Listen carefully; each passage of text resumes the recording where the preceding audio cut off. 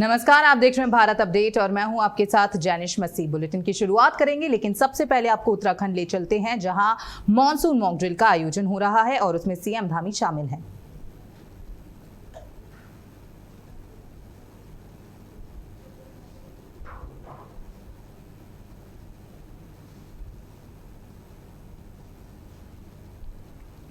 तो उत्तराखंड में मॉनसून ने दस्तक दे दी है, जिसको लेकर आपको बताते चलें कि मॉनसून को लेकर मॉक ड्रिल का आयोजन किया जा रहा है। आपको बता दें कि सीएम के निर्देश के बाद पूरे उत्तराखंड में मॉनसून से निपटने के लिए और भारी बारिश को लेकर मॉक ड्रिल का आयोजन किया गया है।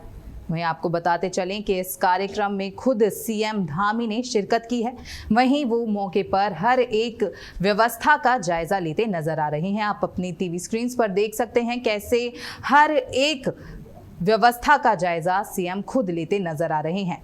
वहीं आपदा के दौरान कैसे स्थितियों को काबू पाया जा सके, कैसे आपदा से निपटा जा सके, उसको लेकर उत्तराखंड में मॉनसून मॉक ड्रिल का आयोजन किया गया है। आपको बता दें कि 13 जिलों में मॉनसून मॉक ड्रिल का आयोजन किया गया है।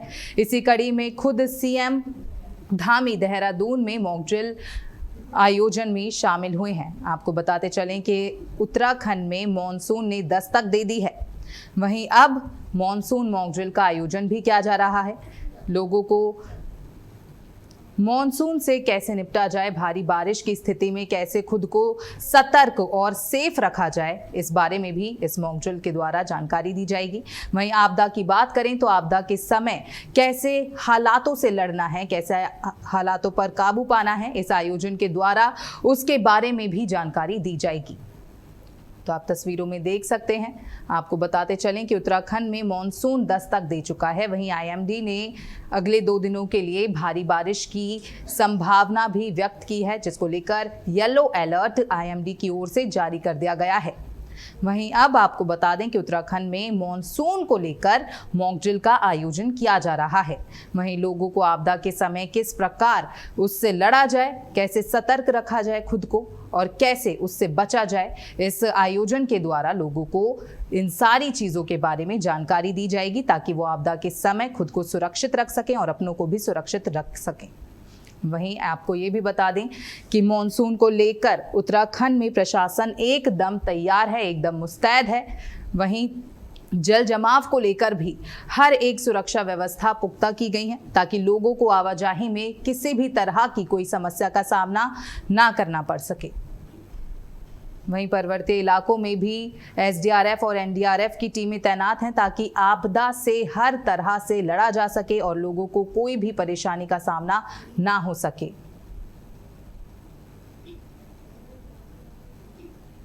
और वहीं खबरों में आगे बढ़ते हुए आपको बता दें कि भारत दौरे पर जापान की पीएम सनाए ताकची आ रखी हैं। राष्ट्रपति भवन में पीएम तकाइची का स्वागत हुआ है। तो ये बड़ी जानकारी, जहां भारत दौरे पर जापान की पीएम सनाए तकाइची आ रखी हैं। आपको बता दें कि सनाए तकाइची का राष्ट्रपति भवन में जोरदार और भव्य रूप से स्वागत किया गया। वहीं पीएम मोदी के साथ द्विपक्षीय बातचीत में भी वो शामिल होंगी। तो ये बड़ी जानकारी आपकी टीवी स्क्रीन पर, जहां आपको बताते चलें कि जापान की पीएम का भारत दौरा है, जिसको लेकर आपको ये भी जानकारी दे दें कि राष्ट्रपति भवन में उनका भव्य और दिव्य स्वागत किया गया। वहीं आपको ये भी बता दें कि वो पीएम मोदी के साथ द्विपक्षीय बातचीत करेंगी। वहीं जापान और भारत के रिश्तों को लेकर अहम चर्चा होगी, कई मुद्दों पर अहम चर्चा होगी और कई बड़े प्रस्तावों पर भी दोनों देशों के बीच यहाँ पे मुहर लग सकती है। तो ये बड़ी जानकारी। वहीं आपको ये भी बताते चलें कि जापान की पीएम का पीएम मोदी ने भव्य तरीके से स्वागत किया। इसी के साथ राष्ट्रपति भवन में पीएम सनाए तकाइची का भव्य रूप से स्वागत हुआ। वहीं अब वो पीएम मोदी के साथ द्विपक्षीय वार्ता करेंगी। दोनों देशों के बीच समन्वय को लेकर बातचीत होगी। वहीं कई और बड़े मुद्दों पर भी इस दौरान बातचीत की जाएगी।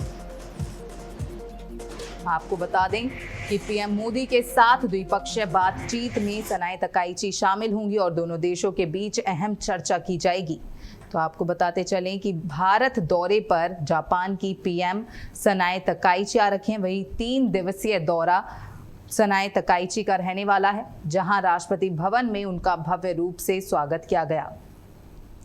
आपको ये भी जानकारी दे दें कि पीएम मोदी के साथ वो द्विपक्षीय बातचीत करेंगी। इसी दौरान कई बड़े मुद्दों पर भी यहाँ चर्चा हो सकती है। वहीं दोनों देशों के बीच समन्वय और अधिक जो मंथन है, अधिक जो मुद्दे हैं उनको लेकर भी चर्चा की जाएगी। तो भारत दौरे पर जापान की पीएम आ रखी हैं, जहां वो द्विपक्षीय वार्ता भी पीएम मोदी के साथ करने वाली हैं। और वहीं आगे बढ़ते हुए आपको बता दें कि 6 जुलाई को राम मंदिर ट्रस्ट की अहम बैठक होने जा रही है। तो ये बड़ी जानकारी अयोध्या से, जहां अयोध्या में 6 जुलाई को राम मंदिर ट्रस्ट की अहम बैठक होने वाली है। चढ़ावा चोरी मामले के बाद पहली और अहम बैठक होने जा रही है। आपको बता दें कि चंपत राय और अनिल मिश्रा को लेकर हो सकता है बड़ा फैसला। तो ये बेहद बड़ी और अहम जानकारी आपकी टीवी स्क्रीन पर, जहां 6 जुलाई का जो दिन है वो बेहद अहम माना जा रहा है, क्योंकि राम मंदिर ट्रस्ट की अहम और बड़ी बैठक होने जा रही है। वहीं आपको ये भी बताते चलें कि चंपत राय और अनिल मिश्रा को लेकर भी बहुत बड़ा फैसला यहां हो सकता है। दोनों के इस्तीफे पर ट्रस्ट में भी वोटिंग हो सकती है। वहीं 2/3 बहुमत से अंतिम फैसला लिया जाएगा। आपको यह भी जानकारी दे दें कि चढ़ावा चोरी मामले के बीच अब हलचल जो है वो और ज्यादा तेज हो गई है। वहीं आपको यह भी बता दें कि बायलॉज के तहत पद से हटाने पर भी फैसला होगा। तो ये बड़ी और अहम जानकारी आपकी टीवी स्क्रीन पर, जहां अयोध्या राम मंदिर चढ़ावा चोरी मामले के बीच अब 6 जुलाई का जो दिन है वो काफी अहम माना जा रहा है, क्योंकि 6 जुलाई को ही श्री राम जन्मभूमि तीर्थ क्षेत्र ट्रस्ट की अहम बैठक का आयोजन होने जा रहा है। आपको बता दें कि इस बैठक में महासचिव चंपत राय और ट्रस्टी डॉक्टर अनिल मिश्रा के इस्तीफों पर बड़ा फैसला लिया जा सकता है। इस खबर पर ज्यादा जानकारी के साथ हमारे सहयोगी रमन मिश्रा जुड़ चुके हैं। तो रमन, देखिए, जो 6 जुलाई का जो ये दिन है वो बेहद अहम माना जा रहा है, क्योंकि राम मंदिर ट्रस्ट की अहम बैठक होने वाली है। वहीं कयास लगाए जा रहे हैं कि अनिल मिश्रा और चंपत राय दोनों के ही इस्तीफे पर यहाँ पर बातचीत हो सकती है, फैसला हो सकता है। तो क्या कुछ जानकारी इस पूरे मामले को लेकर? बिल्कुल, आपको बता दें, जिस तरीके से राम मंदिर चंदा चोरी का मामला चल रहा है, एसआईटी की जांच हो रही है और जांच में दिन प्रतिदिन कोई ना कोई परत या कोई ना कोई कनेक्शन निकल रहा है। लेकिन इस बीच में 6 जुलाई की जो तारीख है वो अहम है, क्योंकि इस इल्जाम के बाद में पहली बार ट्रस्ट की बैठक हो रही है और इसमें जो महासचिव चंपत राय और अनिल मिश्रा थे, उनका जो इस्तीफा दिया गया उस पर चर्चा होगी और इस्तीफा एक्सेप्ट होता है, एक्सेप्ट नहीं होता, इसको लेकर चर्चा होगी। अगर इस्तीफा स्वीकार किया जाता है तो आखिर उन लोगों की जगह कौन लेगा, क्या उसी दिन नाम प्रस्तावित होंगे या फिर आगे की बैठक में नाम जो है वो बढ़ाए जाएंगे, इसको लेकर भी चर्चा होगी। आपको बता दें कि जो कोषाध्यक्ष है गोविंद देवगिरी, उनका साफ कहना था कि जिस तरीके से इल्जाम लगाया ट्रस्ट पर वो दुर्भाग्यपूर्ण है और अब ऐसी व्यवस्था भविष्य में होगी जिसके कारण से ट्रस्ट पर इल्जाम न लगे, क्योंकि सीधा मामला जो है वो आस्था से जुड़ा हुआ है। वहीं देखिए रमन, खबर ये भी सामने आ रही थी कि जो ट्रस्ट है उसको भी भंग किया जा सकता है। तो क्या इसको लेकर कुछ जानकारी सामने आ रही है? क्या ऐसा हो सकता है? बिल्कुल, तमाम जनता और तमाम ऐसे नेता और साधु संत हैं जिनका कहना है कि ट्रस्ट को भंग करके एक नया ट्रस्ट बनाया जाए और इसमें सिलेक्टेड लोग हैं जिनका एक अपना धर्म से जुड़ा हुआ एक इतिहास होना चाहिए। लेकिन इसको लेकर अभी क्या चर्चा होगी, 6 तारीख को ही तय होगा कि भंग होगी या फिर जो 2 नई चीजें स्वीकार होंगे उसकी जगह 2 नए चेहरे आएंगे। इस पूरे मामले को लेकर बहुत लोग जो हैं जांच के घेरे के अंदर आ रखे हैं। वहीं बहुत बड़े बड़े लोगों का नाम भी जांच के घेरे में आ रखा है। जैसे गोपाल राव की बात करें तो और ऐसे कौन से अधिकारी हैं जिन पर गाज गिर सकती है? बिल्कुल, गोपाल राव का भी नाम चल रहा है। तमाम ऐसे नाम भी हैं जिनसे पूछताछ हुई है, लेकिन अभी उनका नाम जो है सार्वजनिक नहीं किया गया है। लेकिन कल बैठक होगी तो बैठक में पूरी चर्चा होगी और चर्चा में आखिर किसको रखना है, किसको निकालना है, पूरी कमेटी भंग होगी। इसको लेकर कल 6 तारीख को फैसला होगा। 6 जुलाई को पहले ये बैठक होने वाली थी, फिर ऐसी क्या वजह रही कि जल्द ही अब ये 6 जुलाई को बैठक होने जा रही है? बिल्कुल, आपको बता दें कि 11 जुलाई को बैठक होनी थी, लेकिन उससे पहले 6 को रखी गई, क्योंकि मामला जो है गंभीर होता जा रहा है। ऐसे में जल्दी से जल्दी कमेटी फैसला ले ले, इसलिए बैठक पहले रखी गई। आरोपी हैं उन्हें तो हिरासत में ले लिया गया है, उन्हें गिरफ्तार कर लिया गया है, तो बातें ये भी हो रही हैं कि छोटी मछलियों को तो पकड़ लिया गया है, लेकिन बड़ी जो मछलियां हैं उनका क्या? तो आगे क्या कार्रवाई उन लोगों पर होगी जिन लोगों ने गलत किया है, जिन लोगों ने एक ट्रस्ट के साथ गलत किया है, राम मंदिर के साथ गलत किया है, उन पर आगे कितनी बड़ी कार्रवाई हो सकती है? अब ये तो एसआईटी की जांच चल रही है। एसआईटी की जांच में कौन आरोपी निकल के आता है, किसका कितना इन्वॉल्वमेंट था, क्या गैंग बना के चोरी होती थी, जो और सीधा मुख्यमंत्री योगी आदित्यनाथ ने निर्देश दिया है कि जो भी आरोपी होगा वो जेल में जाएगा, उसे सजा मिलेगी, दूध का दूध पानी का पानी होगा, फिर चाहे छोटी मछली हो या बड़ी मछली हो। रमन, इस पूरी जानकारी के लिए आपका बहुत बहुत धन्यवाद। तो 6 जुलाई का दिन बहुत ही अहम माना जा रहा है क्योंकि ट्रस्ट की बैठक होने जा रही है और अनिल मिश्रा और चंपत राय दोनों के इस्तीफे पर भी बातचीत हो सकती है। वहीं अब खबरों में आगे बढ़ते हुए आपको बता दें कि प्रयागराज के मेजा थाना क्षेत्र में हुए चर्चित तिहरे हत्याकांड मामले में पीड़ित परिवार ने लखनऊ में मुख्यमंत्री आवास पर सीएम योगी से मुलाकात की। वहीं परिवार ने घटना की पूरी जानकारी देते हुए सीएम योगी से आरोपियों के खिलाफ कठोर कार्रवाई, सुरक्षा और आर्थिक सहायता की भी मांग की है। तो तिहरे हत्याकांड का ये पूरा मामला है जहां परिजनों ने खुद सीएम योगी से पीड़ित परिवार मिला। वहीं उन्होंने आपको बताते चलें कि कड़ी से कड़ी कार्रवाई की मांग की है। वहीं सीएम ने हर संभव मदद का भी आश्वासन पीड़ित परिवार को दिया। वहीं खबरों में आगे बढ़ते हुए आपको बता दें, केंद्रीय स्वास्थ्य और परिवार कल्याण मंत्री जगत प्रकाश नड्डा ने भारत सरकार की ओर से जन स्वास्थ्य तैयारियों को मजबूत करने के लिए दिल्ली में डेंगू की रोकथाम और नियंत्रण की तैयारियों का जायजा लेने के लिए एक उच्च स्तरीय समीक्षा बैठक की अध्यक्षता की। इस बैठक में महामारी विज्ञान की बदलती स्थिति की समीक्षा करने और स्वास्थ्य संस्थानों एवं नागरिक एजेंसियों की तैयारियों का मूल्यांकन करने पर ध्यान केंद्रित किया गया। तो स्वास्थ्य तैयारियों की समीक्षा यहां जेपी नड्डा लेते नजर आए। वहीं जेपी नड्डा ने समीक्षा बैठक की, इसी के साथ उन्होंने अधिकारियों को भी दिशा निर्देश दिए। वहीं उन्होंने कहा कि किसी भी तरह से कोई भी लापरवाही स्वास्थ्य के साथ, लोगों के स्वास्थ्य के साथ बर्दाश्त नहीं की जाएगी। आपको ये भी जानकारी दे दें कि इस बैठक में महामारी विज्ञान की बदलती स्थिति की समीक्षा भी की गई और स्वास्थ्य संस्थानों एवं नागरिक एजेंसियों की तैयारियों का मूल्यांकन करने पर भी ध्यान केंद्रित किया गया। तो आप और वहीं खबरों में आगे बढ़ते हुए आपको बता दें कि लखनऊ से ये बड़ी जानकारी सामने आ रही है जहां यूपी टीईटी परीक्षा लगातार जारी है। परीक्षा के लिए बनाए गए 46 केंद्र। तो ये बड़ी जानकारी जहां आपको बताते चलें कि आज से 3 दिन के लिए यूपी में टीईटी परीक्षा का आयोजन हो रहा है। वहीं यूपी टीईटी की परीक्षा जारी है। आपको बता दें कि लखनऊ की अगर हम बात करें तो 46 केंद्र बनाए गए हैं जहां पर परीक्षा का आयोजन होगा। सभी परीक्षा केंद्रों पर सीसीटीवी कैमरों से निगरानी की जा रही है। वहीं परीक्षा को नकल विहीन बनाने के लिए प्रशासन एकदम तैयार है। आपको बताते चलें कि परीक्षा केंद्रों पर सुरक्षा व्यवस्था के पुख्ता और कड़े इंतजाम किए गए हैं ताकि किसी भी तरह से कोई भी नकल यहां ना की जाए। वहीं आपको ये भी जानकारी दे दें कि हर एक परीक्षा केंद्रों को सीसीटीवी से लैस किया गया है ताकि सीसीटीवी की निगरानी में ही हर एक परीक्षा संपन्न हो। वहीं शांतिपूर्ण तरीके से और नकल विहीन तरीके से जो परीक्षा है वो संपूर्ण हो।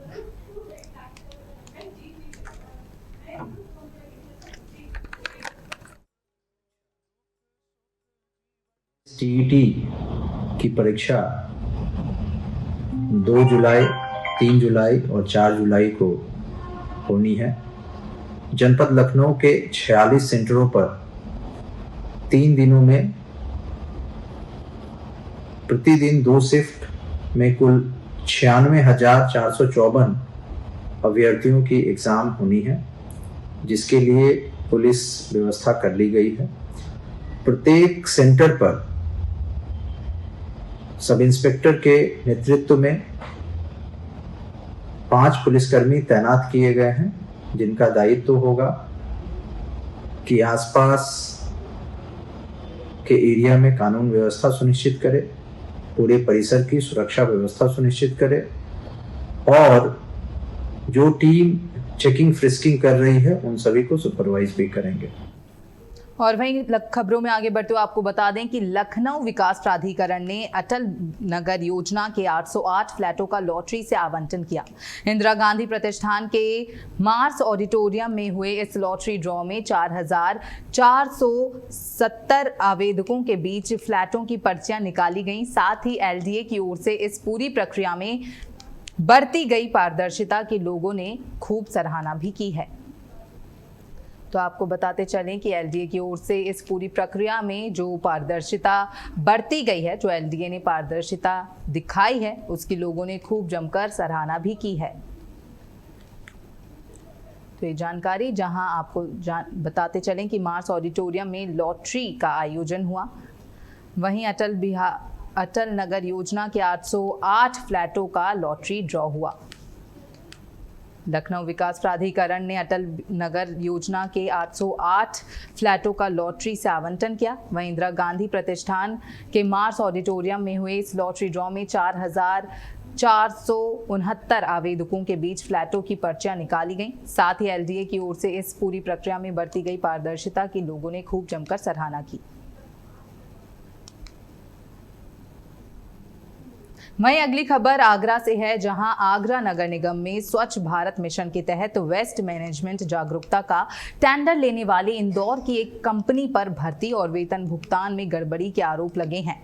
कर्मचारियों का दावा है कि उन्हें 65 से 75 हजार रुपए वेतन का वादा किया गया, लेकिन आधी सैलरी ही दी गई। शिकायत के बाद कुछ कर्मचारियों को नौकरी से निकालने और दबाव बनाने के भी आरोप हैं। मामले को गंभीरता से लेते हुए नगर आयुक्त संतोष वैश्य ने सहायक नगर आयुक्त से पूरी जानकारी तलब कर जांच के आदेश दिए हैं। उन्होंने कहा कि जांच में जो भी दोषी पाया जाएगा उसके खिलाफ सख्त से सख्त कार्रवाई की जाएगी। तो आपको बताते चलें कि स्वच्छ भारत मिशन के टेंडर में बड़ी धांधली का आरोप लगा है। वहीं आधी सैलरी देने का आरोप यहां लगाया गया है। साथ ही आपको ये भी जानकारी दे दें कि नगर आयुक्त ने इस पूरे मामले को लेकर जांच के आदेश दिए हैं। इसी के साथ उन्होंने ये भी कहा है कि इस जांच में जो भी आरोपी पाया जाएगा उसके खिलाफ सख्त से सख्त कार्रवाई होगी। तो आपको बता दें कि नगर आयुक्त ने जांच बैठाई, इसके बाद उन्होंने अधिकारियों को निर्देश दिए हैं कि इस पूरे मामले को लेकर अगर कोई भी आरोपी पाया जाता है तो उसके खिलाफ सख्त से सख्त कार्रवाई की जाएगी। वहीं आरोपियों को बिल्कुल भी बख्शा नहीं जाएगा। कर्मचारियों का दावा है कि उन्हें 65 से 75 हजार रुपए वेतन का वादा किया गया था। को यहाँ पे आईसी के कार्य हेतु उनको टेंडर दिया गया है और हमारे यहाँ काम कर रहे हैं। और आज कुछ उनके एम्प्लॉय आए थे, उनकी शिकायत थी हमको सैलरी बराबर नहीं मिल रही है। उन्होंने ये भी शिकायत किया है कि जितने एम्प्लॉय दिखाए उनके काम नहीं कर रहे हैं। उन्होंने हमारे यहाँ कुछ बिल रेज किया हुआ पेमेंट करने के लिए। जो शिकायत है उसमें इसकी कोई जाँच कराएंगे हम। जाँच कराने के बाद जो स्थिति होगी उसे कार्रवाई की जाएगी। उसमें मेरी जो पोस्ट थी वो आईईसी इंचार्ज की थी। जो मैं प्रॉपर आगरा में जो मेरी टीम में है वर्क करती हूँ, उनको मैं आईईसी के रिगार्डिंग एक्टिविटीज अवेयरनेस में हम क्या क्या कर सकते हैं वो सारा मैं उनको बताया करती थी। टीम को मैं हैंडल किया करती थी। इसके रिगार्डिंग जो इन्होंने मेरे को सैलरी पे करने का कहा था, इन्होंने 65,000 का कहा था, जो एक्चुअल में ये मेरे को सैलरी 30,000 रुपये पे कर रहे हैं। ये लोग बोलते हैं कि हमने आपको कभी 65,000 बोला ही नहीं है, हमने आपको स्टार्टिंग से 13,000 बोला है। इनके द्वारा मेरे को ज्वाइनिंग लेटर दिया गया है। ज्वाइनिंग लेटर पे कहीं पे भी इनके द्वारा सैलरी मेंशन नहीं की गई है। अगर इनके द्वारा मेरे को 30,000 की बात की गई थी देने की, तो इनको 30,000 भी ज्वाइनिंग लेटर पे मेंशन करके देनी चाहिए थी, जबकि इन्होंने 30,000 भी उन पे मेंशन करके। मामला यही है सैलरी से रिलेटेड। सैलरी हमारी बहुत कम है। सैलरी हमारी इसमें जो एक्चुअल सैलरी है वो 18,000 रुपये, हमें पे करे जा रहे हैं 9,500 रुपये बस। फिर इसको लेकर क्या आवाज उठाई? इसको लेकर ये आवाज़, हमें सैलरी कम लगती है, नहीं हमारा गुजारा हो पाता है इतनी कम सैलरी में, इसलिए हमने इसके लिए आवाज़ उठाई। तो उसके लिए हमें धमकी भी देते हैं निकालने की। अब क्या करें? निकाल दिया गया आपको? अभी तो नहीं निकाला, बट ये निकाल देंगे। अभी कुछ लोगों को निकाला है, कुछ लोगों को निकाल देंगे। इस खबर पर ज़्यादा जानकारी के साथ हमारे सहयोगी कृष्णा जुड़ चुके हैं। तो कृष्णा, देखिए एक बड़ी धांधली का आरोप यहाँ पे लगता नजर आया है, तो क्या कुछ पूरी मामले को लेकर जानकारी सामने आ रही है?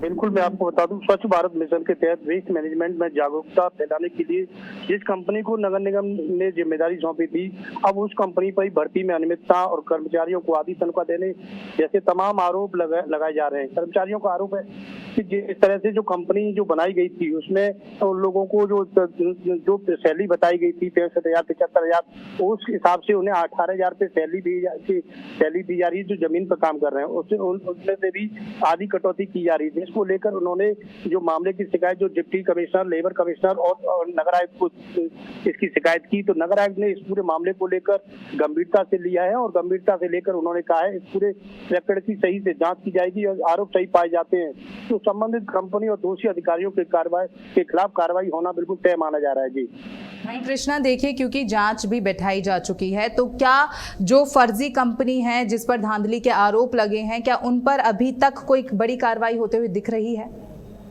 बिल्कुल, निश्चित तौर से नगर आयुक्त ने साफ संदेश दे दिया है कि जाहिर सी बात है कि जिस तरह से बीजेपी भारतीय जनता पार्टी जिस जीरो टॉलरेंस पर काम कर रही है उसी सिद्धांतों पर काम करना पड़ेगा। लेकिन यहाँ जिस तरह से कंपनी ने लोगों को ज्यादा सैलरी बताई और उसके एवज में कम सैलरी देकर लोगों को जो कर्मचारी हैं उनके साथ जिस तरह से जो उनका हरेसमेंट किया जा रहा है उसको लेकर जांच बैठाई गई है और जांच के बाद जिस तरह से दोषी पाए जाएंगे और तो उनके खिलाफ कार्रवाई की जाएगी। तो इसमें तमाम अनियमितता पाई जा रही है, बताई गई है। जैसे 125 कर्मचारी हैं उसमें 90 लोग इसमें कागजों में दिखाए गए, जबकि 6 ऐसे कर्मचारी हैं जो हाथरस, सिकंदराऊ और तमाम इस जगह पर काम कर रहे हैं। तो इसमें पूरे प्रकरण में यह सही से जांच की जाएगी तो निश्चित तौर से बड़े धांधली की जिसमें जो बू आ रही है वो उसी तरह से शिकायत के आधार पर कार्रवाई होना तय माना जा रहा है। जी कृष्णा, इस पूरी जानकारी के लिए आपका बहुत बहुत धन्यवाद। वहीं खबरों में आगे बढ़ते हुए आपको बता दें, फतेहपुर में आकाशीय बिजली का कहर देखने को मिला है। आकाशीय बिजली की चपेट में आने से किशोर की मौत हुई है।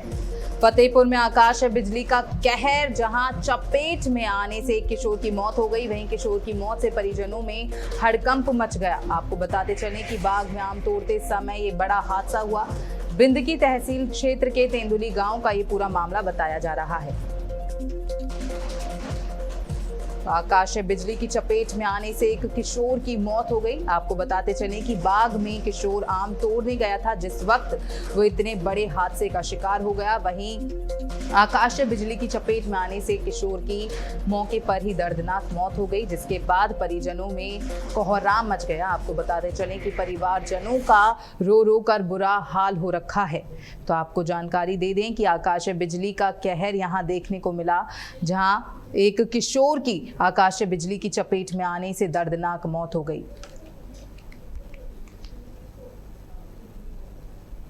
वहीं खबरों में आगे बढ़ते हुए आपको बता दें कि सोने की तस्करी के खिलाफ लगातार चल रही कार्रवाई में राजस्व खुफिया निदेशालय यानी DRI के अधिकारियों ने दिल्ली स्थित एक और सोने की तस्करी करने वाले गिरोह का भंडाफोड़ किया है।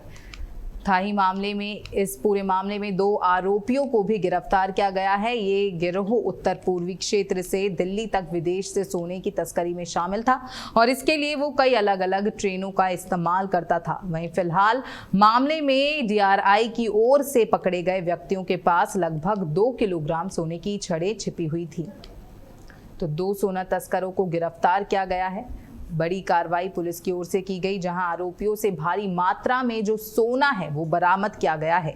वहीं पुलिस इस पूरे मामले की लगातार छानबीन में जुटी हुई है। वहीं कोशिश कर रही है ये पता लगाने की कि इस गिरोह के पीछे कितने मेंबर्स हैं, कितने लोग और शामिल हो सकते हैं, ताकि उन्हें भी जल्द से जल्द पकड़ा जा सके। तो ये बड़ी कार्रवाई पुलिस की ओर से की गई, जहां आपको बता दें कि 2 सोना तस्करों को गिरफ्तार किया गया है, जहां उनसे भारी मात्रा में सोना भी बरामद किया गया। और इसी के साथ इस बुलेटिन में फिलहाल इतना ही। आप देखते रहिए भारत अपडेट। नमस्कार।